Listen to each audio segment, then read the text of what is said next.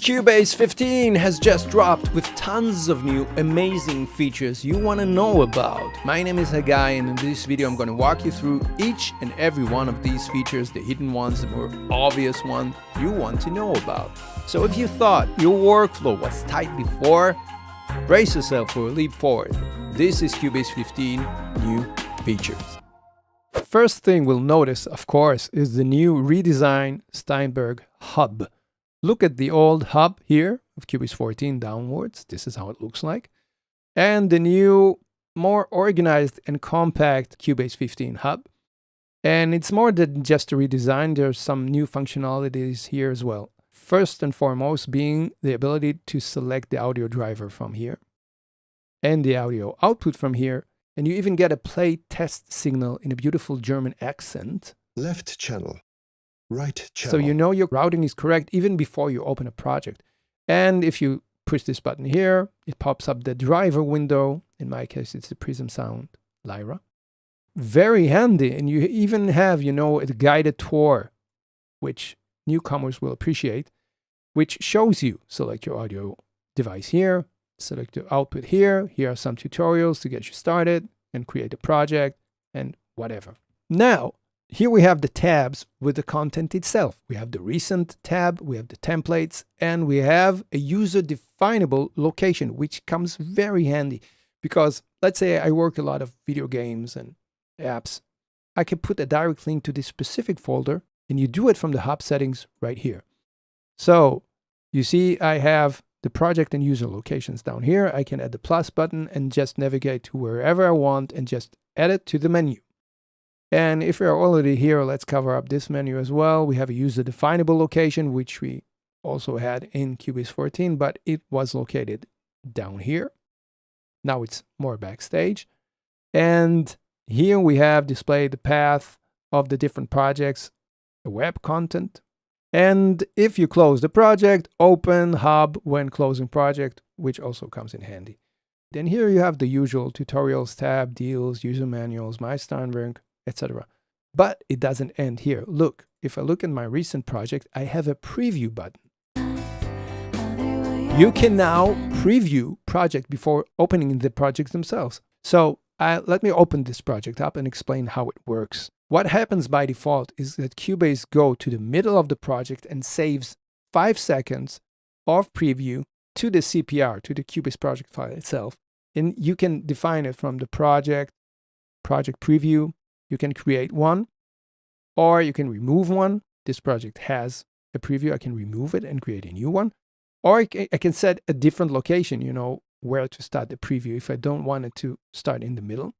And I can also define to automatically create a preview whenever I close a project, take into account that it will take longer to close this project because it renders the preview. So that's it for the newly redesigned Steinberg hub. Let's move forward. I'll open the same project in Cubase 14 so we can compare them both. So this is how it looks like in Cubase 15. Maybe the first thing you'll notice is that the folder track goes all the way down now.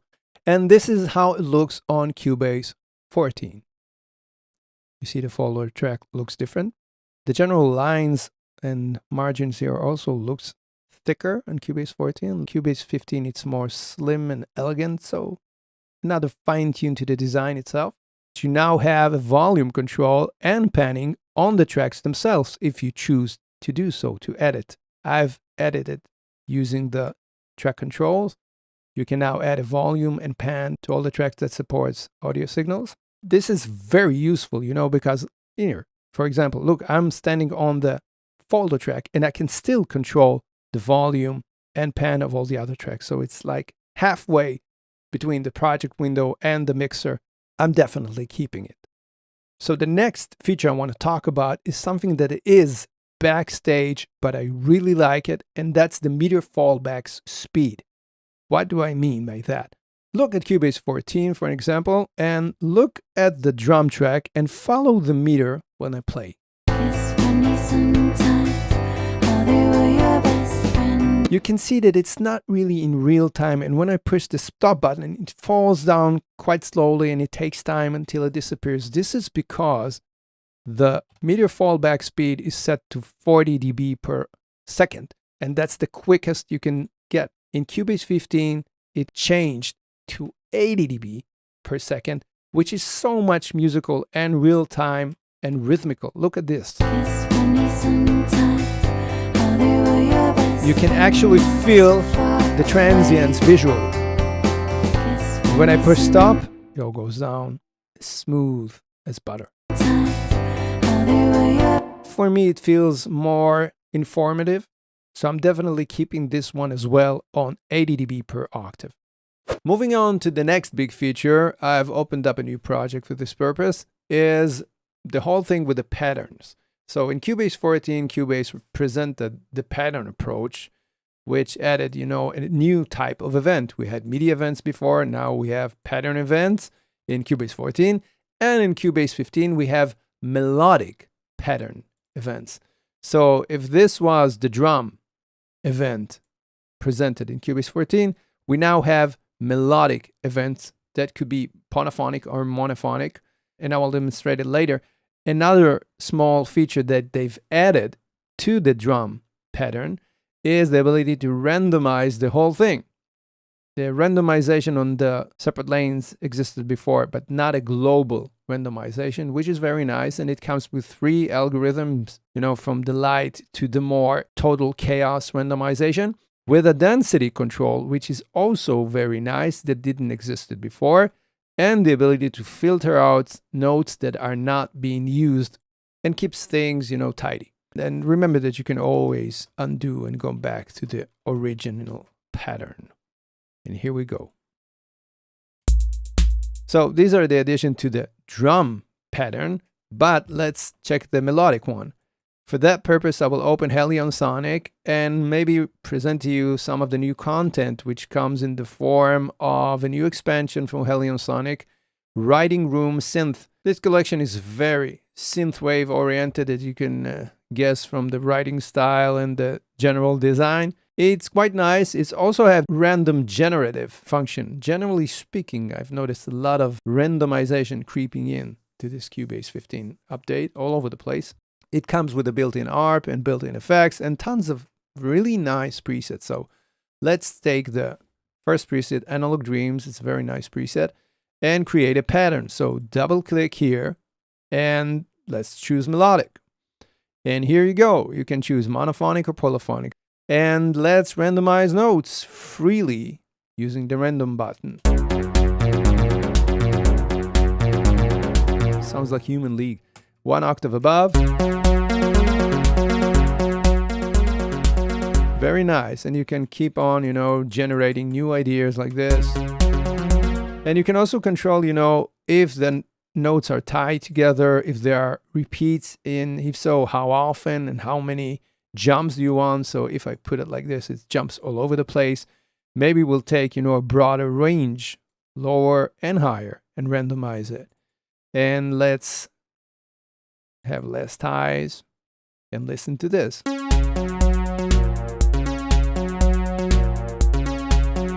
That's very nice. And you can also commit yourself, to specific scales. Let's say I want D minor. So randomize within the D minor scale. Create a riff in D minor scale.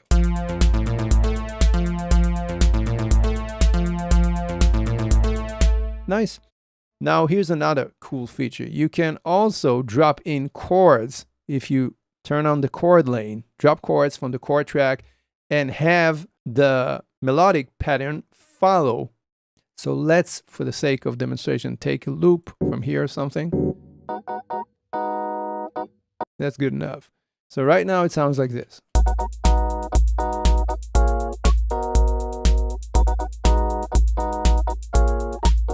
Okay, let's take this part and drop it into the chord track. Here's the chords. And let's go into our pattern and drop the chords. Turn on the chord input and drag all of these down here. And now you have a chord lane, which shows you the chords on the timeline, exactly like they are here in the chord track. Let's mute the chord track and even delete it. And right now it sounds the same, but let's randomize within the limits of these chords on the timeline.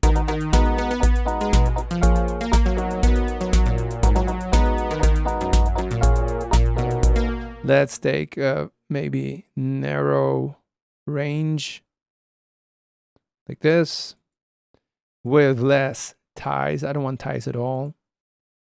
I want it to be more groovy.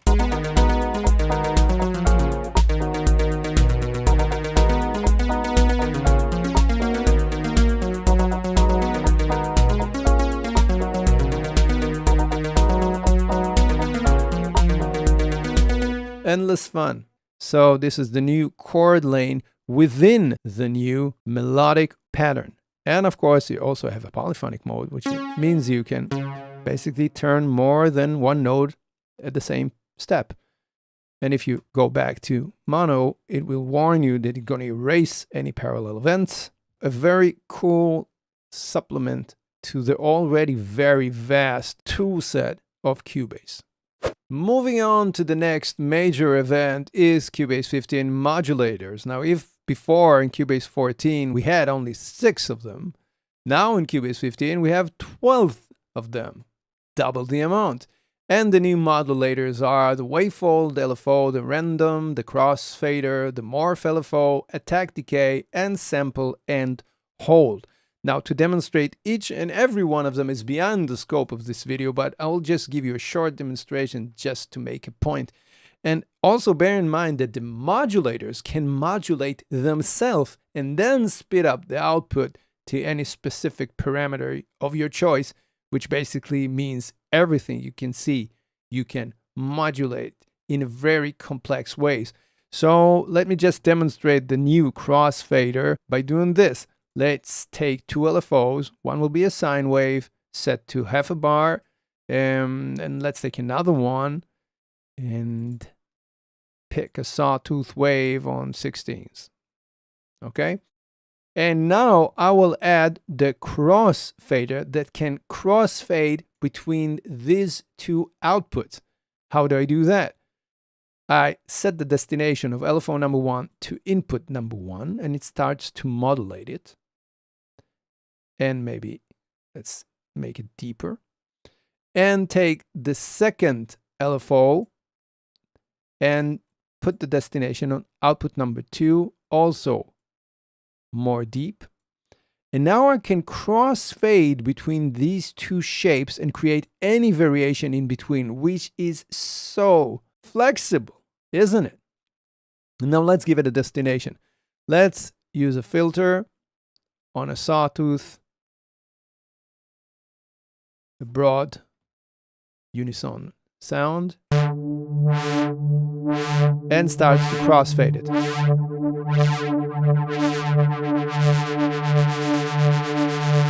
Let's start maybe lower, even lower, and deeper.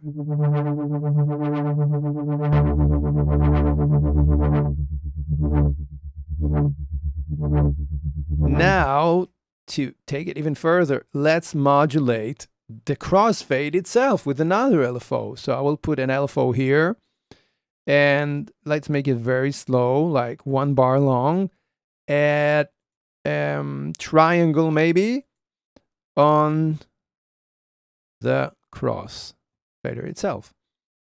Now look at this motion, how complex it is. And it's all tempo synced, right?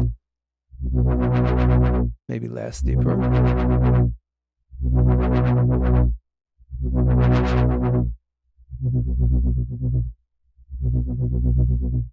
This is so flexible. You can do tons of stuff with it. And again, anything you can see, you can put your hands on, you can modulate even the modulators within themselves. So this is a huge thing.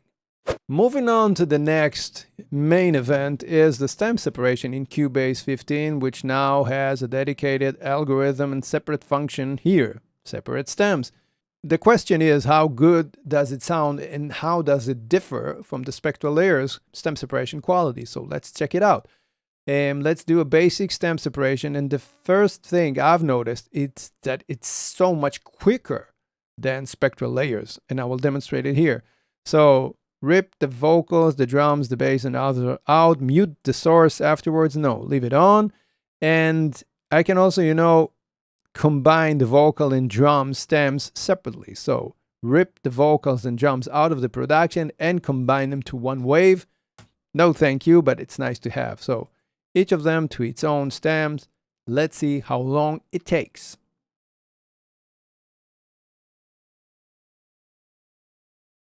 In my book, this is very, very quick. The time it will take Spectral Layers to do the same thing is about 10 or 20 times more, and I will show you that later on. But first thing, let's listen how it sounds. So here's the original production. We'll kick it off and make it happen. 'Cause it's now or never. 'Cause you here's the are stems. my friend, baby. You hold my hand and walk me through it all. As I walk blindly, you won't let me fall. I can't imagine. Sounds exactly the same, but is it the same? Let's do a quick null test and invert the phase. Not exactly the same.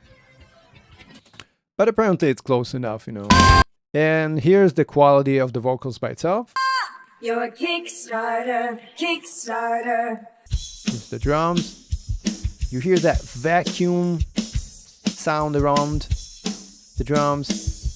This is the side effects of stem separation. It always sounds like shit, Here's the bass.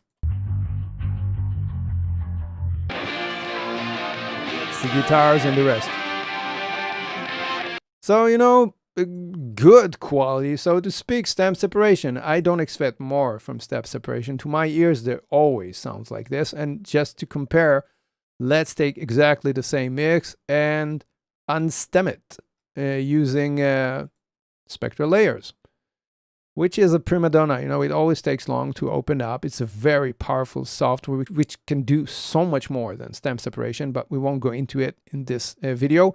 By the way, Spectral Layer is now 12, and it got a lot of new additions and features in this update as well, but I won't go into it. So let's go into the module. I'm on the full version of Spectral Layers, so I have a lot of options here, but I will choose exactly the same option: vocal, drums, bass, guitars, and others. And I will choose the highest possible quality, and let's kick it and see how long it takes.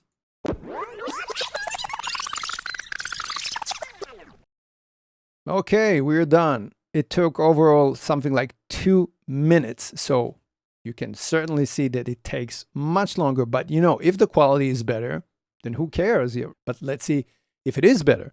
So let me drag all of these stems out into the project window. And let's turn off Spectral Layers because this one is a serious hog. And put these stems on their own folder track. Here they are together.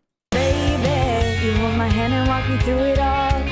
Here's the original. You won't let me fall. I can't imagine how I live my life. Baby, don't you know who you are? You're Let's do a null test. Kickstarter. You turn it on. Complete cancellation, complete silence. That's interesting. We didn't have that, right, with the stem separation version. Interesting. But let's see if it sounds better. So here's the drums by itself. Still sound like stem separated drums, right? Oh, but this sounds worse to my ears, as a matter of fact, now.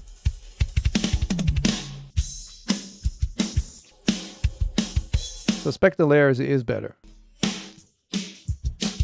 but it's slower. My remedy.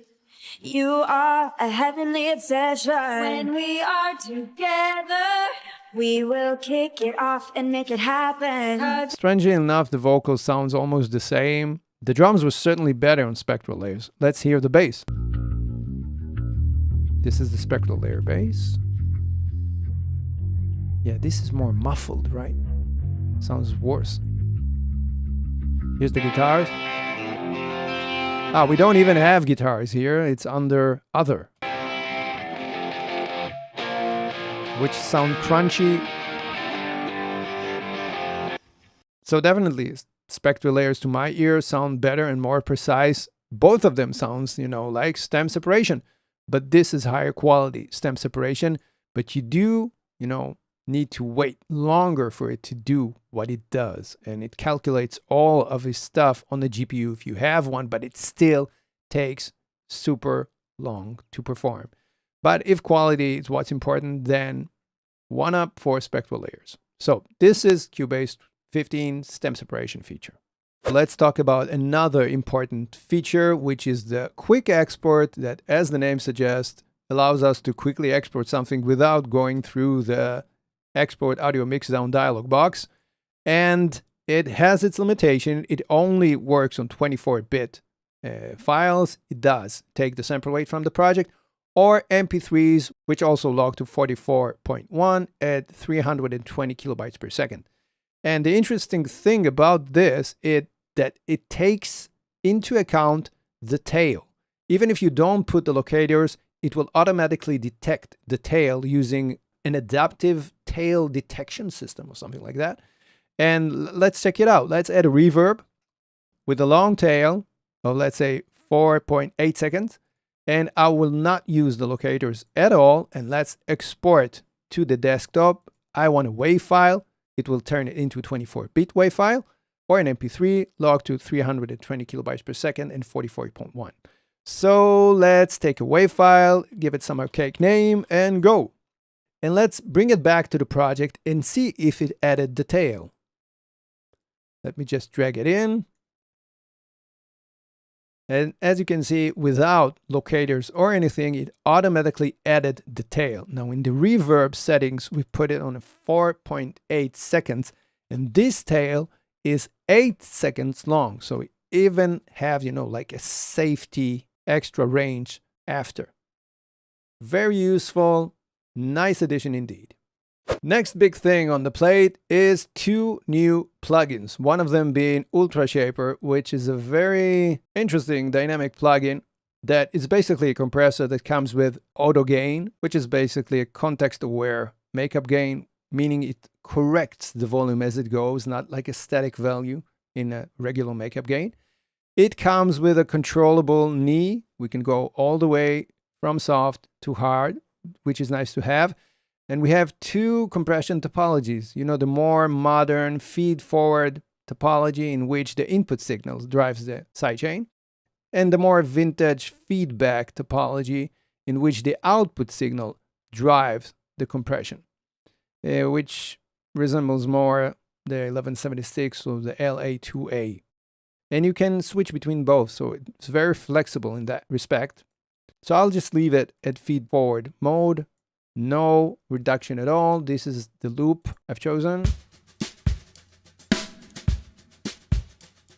A nice brush jazz loop with a lot of ambience on the brushes themselves, on the snare drum. Let's start compression. Yeah, we lost completely all transients because the attack is super fast. Let's release the attacks. Here they come. Extra punchy attacks. Now watch the reduction. A lot of reduction here. Let's fall back a bit. And let's take a shorter release so we can rise all the quiet parts of the signal. Boost them up. Here they come. You can hear the snare itself and the room ambience much more apparent. And let's say I want to lower the transients a bit because it gets a bit too much. Here, softer transients. So you can really balance it up. And we have a clipper here, which goes all the way from soft clipping to hard clipping, which is also nice to have. So very powerful tool with a lot of tricks under its sleeve, and I'm sure it will find home for, like drum tracks and vocal tracks and whatever. The second plugin that comes with Cubase is Pitch Shifter, which at the beginning I thought it uses the same algorithm as in Pitch Correct, but according to Steinberg, it's not. It's a whole new algorithm. The first thing I've noticed is that it comes with a huge amount of latency. This plugin adds 278.7 milliseconds of latency. So you can forget about singing it through it live, and it doesn't have any live mode. Just for comparison, you know, if I put pitch correct on the second slot here, you can see that pitch correct, let me turn this off, adds 40 milliseconds. And it's much more, you know, complicated and complex machine. So I wonder, why does this plugin add so much latency? I don't know. But let's see how it sounds. Of course, that's the most important thing. So let's move this loop away and find a vocal loop or something. Here, let's take this loop here. In my queen bed, it's messing with my head. And now we can shift the formant, which is also known as gender bender, right? In my queen bed, it's messing with my head. Lower formants, higher formants. And we can also, of course, pitch shift. And we can pitch shift while preserving the formant in place. Or not.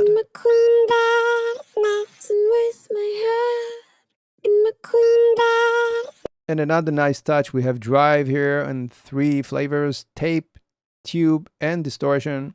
It's messing with my head. In my queen bed, it's messing Very aggressive. with my head. More aggressive. It's messing with my head. And almost fuzzy. Yeah, like fuzz type of sound. So let's leave it without distortion on. You can mix the dry signal with the wet signal and have, like, you know, doubler. Let's put the original signal 1 octave below and dial in the original. I can suddenly see this being used a lot. In my queen bed, it's messing with my head. Or more thick. In my queen bed, it's messing with my head. So quite simple, yet flexible enough. And another neat trick here is that you can unlink the right and left channels if the signal is in stereo, like we see here, and give each side, you know, like a different formant, which should be interesting. Let's try that. In my queen bed, it's messing with my You see, head. you get that wide stereo image. Queen bed, it's messing with my head. And let's put it on a fifth, Queen bed, it's messing with so we can differentiate them. In my queen bed, it's messing with my head. In my queen bed, it's messing with my head. So very nice plugin. I don't know if it justifies the huge amount of latency, but certainly a welcome addition. Speaking of new plugins, here's an old one who got a major facelift. It is, of course, Groove Agent SE version 6, which looks much more modern. For comparison, here's the old version with those 3D buttons, and the mixer was cramped here in the middle. In the new version, you see it's more 2D, modern polished style, and the mixer has its own lane downstairs here, which looks much more organized.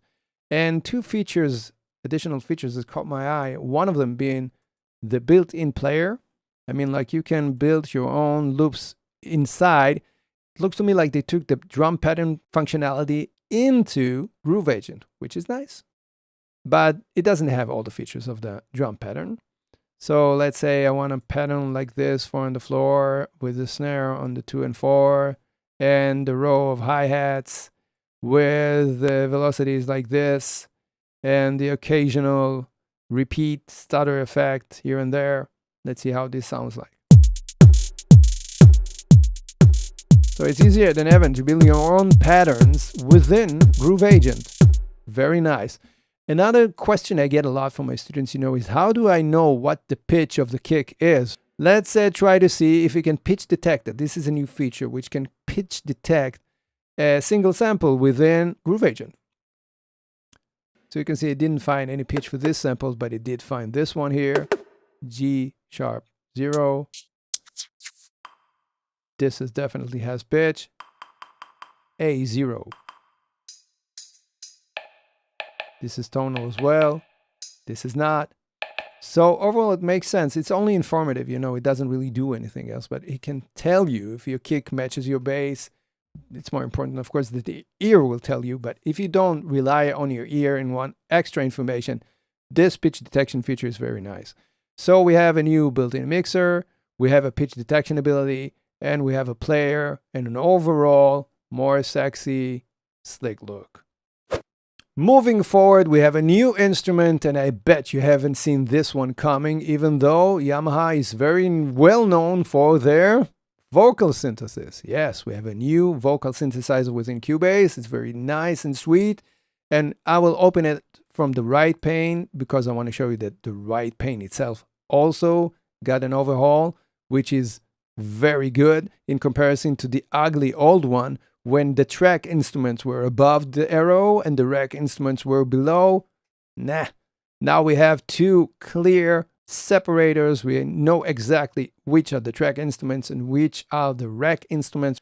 Plus, I'm on the beta version, so the one that you will receive with Cubase will probably maybe look differently or function differently. But overall, this is how it looks like currently. It's by Yamaha, who created Vocaloid, if I remember correctly, and know a thing or two about vocal synthesis.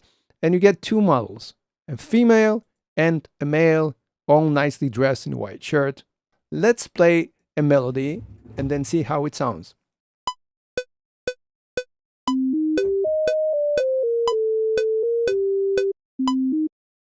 Good.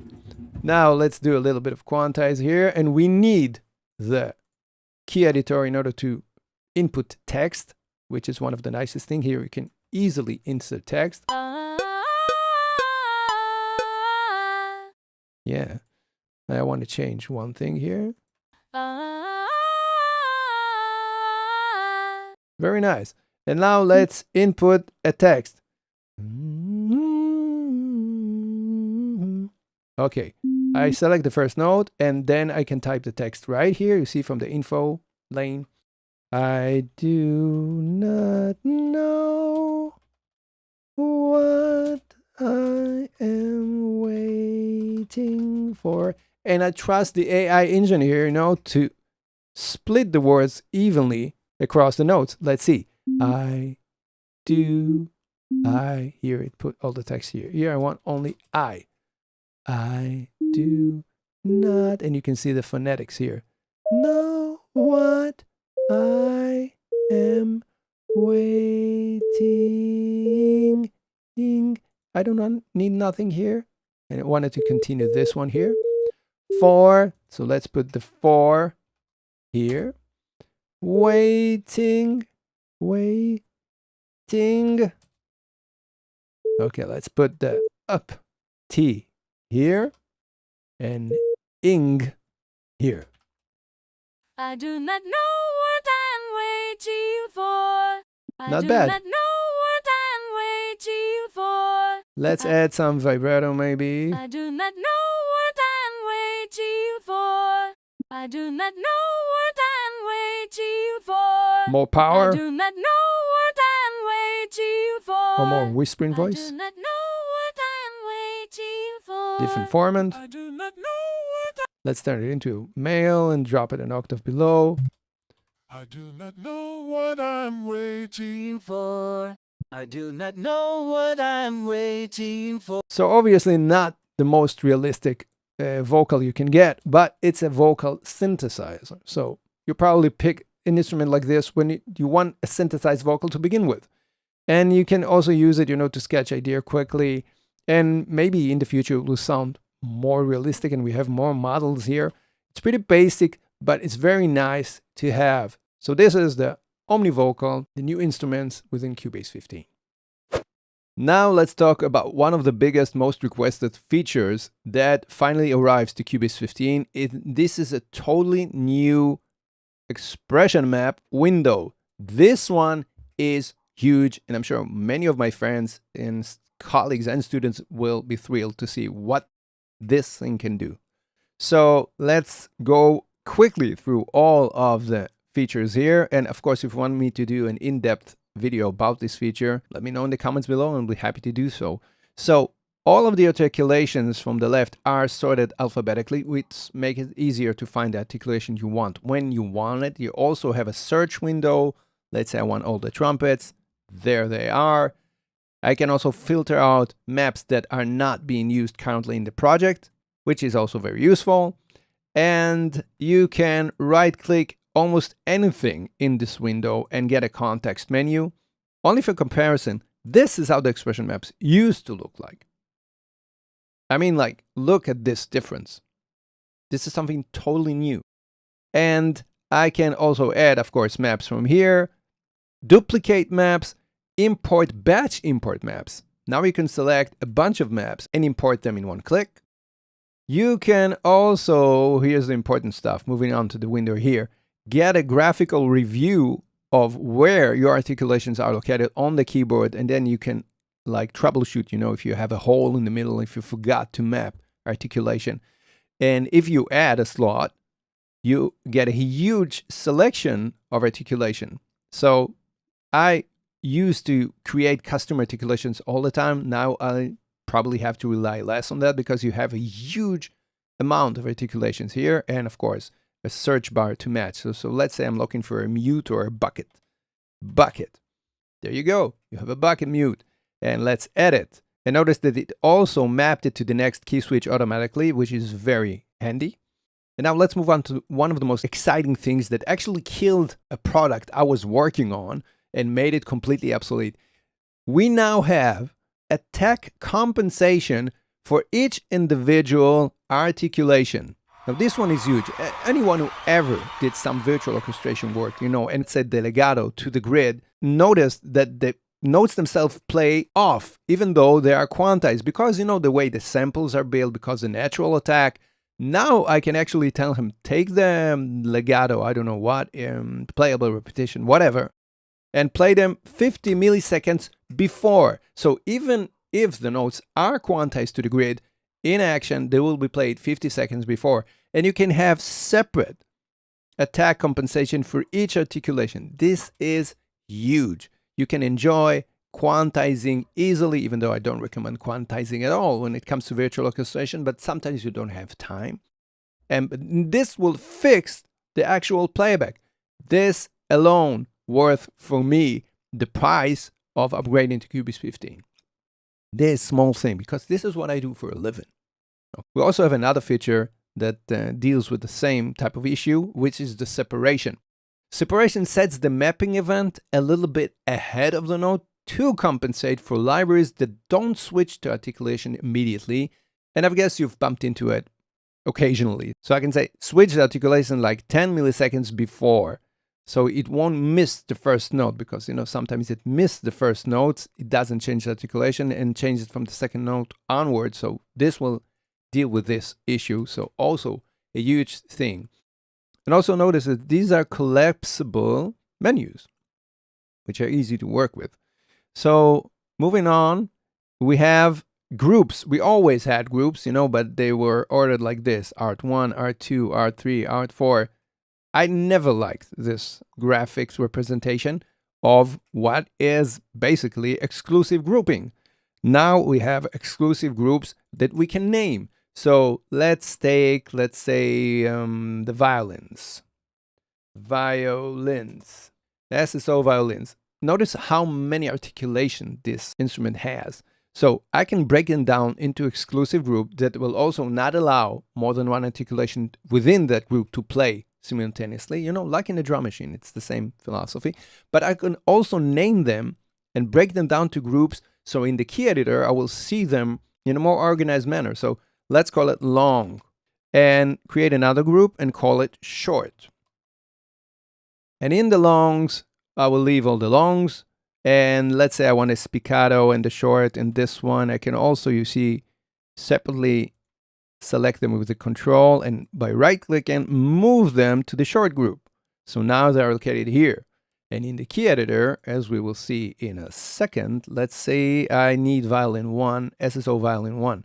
So let's go here to SSO violin 1 and make sure, you see, now the maps are, it's another important thing. The maps are synced to the expression map. So if I choose a channel, automatically, you see it jumps to the correct map in the expression map setup window. Emotional strings, let's say I choose this one here, and voila, here I am. So you're perfectly in sync, and you know that you're always working on the correct map. So here's violin 1, and let's open this part a bit so I have more space. And watch this. Let's remove all the unnecessary lanes and just add the articulations. Now you have the longs and you have the shorts in separate sections, which is very comfortable.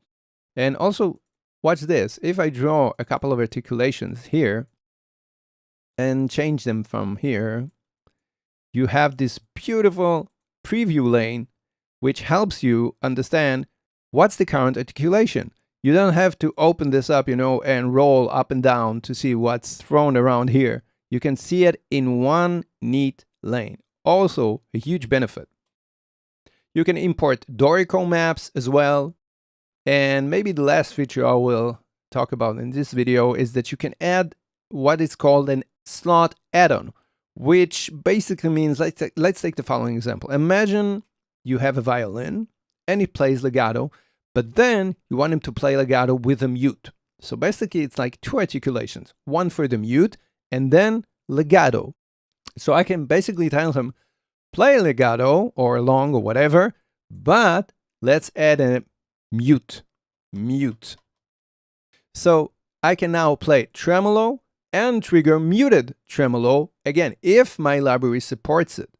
So you're basically getting two articulations or two MIDI messages sent at the same time in order for you to get exactly what you want out of your virtual instrument. So all in all, this is a huge update for the expression map, and I'm very, very happy it finally arrived. Another important part of this major update is the new score editor, which in version 14 already was completely revamped, right? It was borrowed from Dorico. So this in Cubase 6 continues with the same direction. This is based on Dorico 6 notation software and offers a lot of improvements. I'll just show the highlights. We have jazz articulations now here in the ornaments. We have two new menus for the font styles and for the paragraph styles, each with massive array, of controls and parameters in each and every aspect of the visuals of the score editor, fonts and dynamics and lyrics and so on. And maybe one of my favorite new functions, and that's the explode function. But this one is much better than the other one. It can explode, so to speak, the 4 parts here to 4 separate tracks. Let's say I want to turn it into, violin, viola, cello, and contrabass or whatever, and sopran, alto, tenor, and bass. I can do that by a click of a button, or even turn it into polyphonic voices within the same steps. So I can do this. How easy is that? That is amazing. It immediately turned it, into 4-part chorale writing. So I'm very pleased with that, and generally I like the direction of more integration with the Dorico engine, which gives Cubase so much more power. Last but not least, let's cover some of the hidden features that happens behind the scenes, but important nevertheless. I work a lot with video in Cubase, so I was very happy to know that from now on, the rendering of the video will be done on the GPU and not the CPU, which basically means quicker rendering and more stable renderings. And a cool feature in the automation panel, if I press F6 and go to the settings, you can now show automation on top, which means that if I write an automation, it will not appear, downstairs the automation lane. It will always pop up and you will see it first in line. So let's say I want to play with the tail during playback. So it's the first one upstairs here now. And let's say that I want to play with, I don't know, maybe the frequency of band number 2 in the filter. When I do that, immediately it jumped to the first position here. So you don't have to search for the automation, it always jumps upwards, which is very convenient. Another thing we have is the ability to scale Cubase without reopening the software. I can go to the user interface and rescale freely. It's especially, I think, useful for laptops when you need to cramp more stuff into the small screen or the other way around. And speaking of scaling, you can also now scale individual plugins. Not all of them, only the ones that support it. So let's take Steinberg Shimmer, which is a very interesting plugin. You can rescale it. You can even give key commands to the rescaling. I gave it key commands, which were very convenient for me.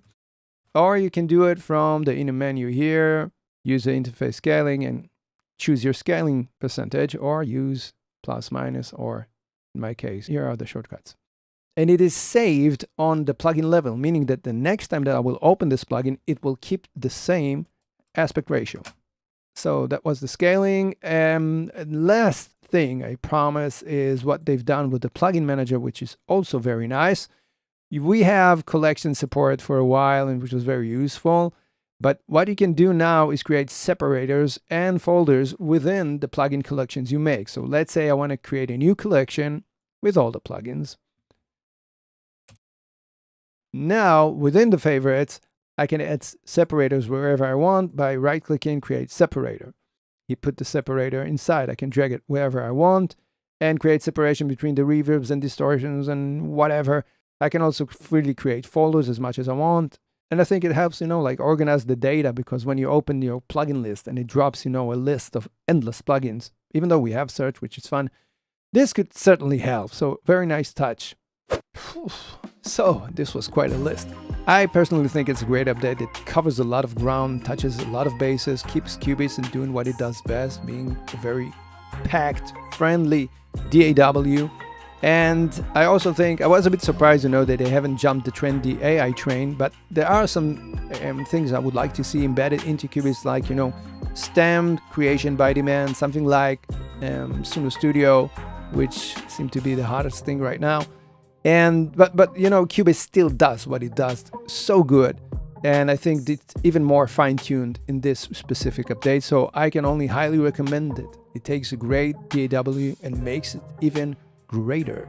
So that's it for this video. If you want me to cover one of the topics here or anything at all, in more depth, leave it in the comment below. Please like this video and share it with a friend. Subscribe to my channel, and I'll see you in the next video.